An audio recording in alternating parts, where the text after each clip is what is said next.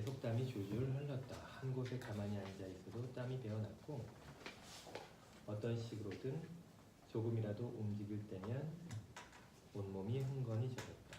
나는 마실 수 있는 만큼 많은 물을 마시고 찬물에 목욕을 하고 수도꼭지 밑에 머리를 쳐박고 얼굴과 목과 손목에 젖은 수건을 대고 눌렀다. 그런다고 더위를 쫓는데 도움이 되진 못했지만 적어도 몸을 청결하게 유지할 수는 있었다. 그때쯤 욕실에 있는 비누는 은화 한 입만 하게 줄어들어서 나는 그것을 면도할 때 쓰려고 아껴두어야 했다. 또 내가 가지고 있는 면도날도 점점 줄어들고 있어서 면도를 하는 것도 물건을 사러 밖으로 나가는 날에 신중히 날짜를 맞추어 일주일에 두 번으로 제한했다. 그런다고 해서 달라질 것은 아무것도 없었겠지만 그렇더라도 나는 깔끔한 용모를 유지할 수 있다는 생각으로 위안을 받았다. 중요한 문제는 다음에 할 일을 계획하는 것이었다. 하지만 그것은 내게 가장 많은 고통을 주는 일, 나로서는 더 이상 할 수 없는 일이었다. 나는 앞을 예견할 수 있는 능력을 잃은 뒤여서 미래를 상상하려고 아무리 애를 써봐도 미래는커녕 전혀 아무것도 볼 수 없었다. 나에게 있어서는 단 한 가지 미래는 지금 살아가고 있는 현재였고 그 현재에 그대로 머물러 있기 위한 투쟁이 점차로 다른 모든 일들을 능가했다.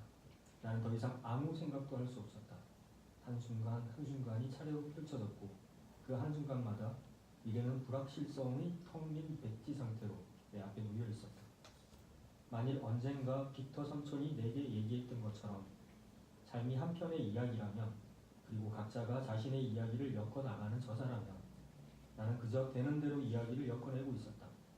나는 아무 줄거리도 없이 이야기를 엮어내면서 떠오르는 대로 하나하나의 문장을 적었고 다음 문장에 대해서는 생각을 하려고 들지 않았다. 어쩌면 그래도 괜찮았을지 모르지만 문제는 이제 더 이상 내가 생각을 하지 않고 그 이야기를 쓸 수 있느냐 하는 것이 아니었다. 나는 이미 그 일을 해보았었다. 문제는 만년필의 잉크가 다 떨어졌을 때 내가 어떻게 해야 되느냐 하는 것이었다. 클라리넷은 아직 매트리스 옆에 상자 속에 그대로 들어있었다. 지금 이런 얘기를 털어놓기는 부끄럽지만 나는 하마터면 유혹을 이기지 못하고 그것을 팔아버릴 뻔했었다. 아니, 그보다도 더 나쁜 것은 그 클라리넷의 값이 얼마나 되는지 알아보려고 어느 날 그것을 악기점으로 들고 가기까지 했다는 것이다. 그것을 팔아봤자 한 달 집세를 치를 돈도 들어오지 않는다는 것을 알고 나는 그 생각을 포기했다. 하지만 내가 그 악기를 팔아치우는 뻔뻔스러운 짓을 하지 않도록 막아준 것은 바로 그 값이 보잘것없다는 사실이었다. 시간이 지날수록 나는 내가 용서받을 수 없는 죄를 저지르는 지경에 얼마나 가까이 갔는지를 알아차렸다.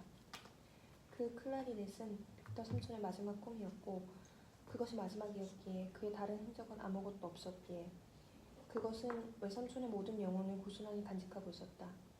그 악기를 바라볼 때마다 나는 내 마음속 깊은 곳에서 힘을 느낄 수 있었다. 그 클라리넷은 내가 매달릴 어떤 것, 나를 계속 물 위에 떠 있도록 해주는 난파물 조각이었다. 악기점에 다녀오고 사나흘 뒤에 벌어진 조그만 재난이 하마터면 나를 익사시킬 뻔했다. 내가 하루치 식사로 냄비에 넣어 삶으려던 달걀 2개가 손가락 사이로 빠져나와 바닥에 떨어져 깨진 것이었다. 더군다나 그 2개의 달걀은 마지막 남은 것이어서 나는 그것이 가장 잔인한 내게 일어났던 그 어떤 일보다도 더 끔찍한 사고라고 느끼지 않을 수 없었다. 달걀은 떨어지자마자 그대로 박살이 났다. 나는 그것들이 마루바닥 위로 번지는 동안 겁에 질려 서 있던 내 모습을 지금까지도 기억하고 있다. 샛노랗고 반투명한 달걀의 내용물이 마루틈으로 스며들면서 순식간에 질퍽한 점액과 깨진 껍질이 사방으로 번졌다. 노른자 1개는 기적적으로 떨어져 내린 충격을 견뎌냈지만 내가 몸을 굽혀 그것을 떠올리려고 하자 수푼에서 미끄러져 깨지고 굉장히 나 오늘 달걀 하나 남았었거든. 생각나네. 나는 마치 별이 폭발한 것 같은 거대한 태양이 막 사라져 버린 것 같은 느낌이 들었다. 굉장히 절망스러워. 노른자가 흰자위로 번지더니 다음에는 거대한 성은 한간가스의 잔해로 바뀌면서 수혈 들이치기 시작했다. 내게는 그 노른자가 너무 엄청난 것, 가치를 헤아릴 수 없는 마지막 지푸라기였기에 그 일이 일어나자 나는 그만 털썩 주저앉아 엉엉 울고 말았다. 와, 세상에 다 이뤘어. 어떡해. 나는 정신을 가누려고 안간힘을 쓰면서 밖으로 나가 달의 궁전으로 가서 음식을 시키고 돈을 물쓰듯 써버렸다. 하지만 그래도 아무 소용이 없었다. 자기 연민이 무절제한 방종에 굴복했고 나는 그런 충동에 굴복한 나 자신이 혐오스러웠다. 그 혐오감을 더 길게 누릴 셈으로 나는 달걀을 풀어 만든 수프부터 주문하기 시작했다. 짓궂은 운명의 장난에 저항할 수가 없었던 것이다. 수프에 뒤이어 나는 튀긴 고기만두, 소스를 친 새우 요리 한 접시, 그리고 중국산 맥주를 한 병 시켰다. 그 자양분이 내 몸에 미친 좋은 영향은 그러나 내 생각이라는 독소로 인해 무효가 되고 말았다. 쌀밥을 먹으면서 나는 구역질이 다 날 지경이었다. 이건 절대로 보통 식사가 아니야. 나는 속으로 그렇게 말했다.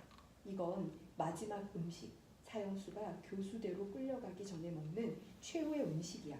억지로 음식을 씹어 삼키면서 나는 월터 롤리경이 처형당하기 전날 자기 아내에게 마지막으로 써보낸 편지의 한 구절을 떠올렸다. 내 머리는 깨어졌어. 꼭 이런 것만 주시네. 모르겠습니다. 어느 것도 그 말보다 더 적절할 수는 없었다. 나는 롤리경의 효수된 머리, 그의 아내가 유이상자에 보관했던 머리를 생각했다. 또 떨어진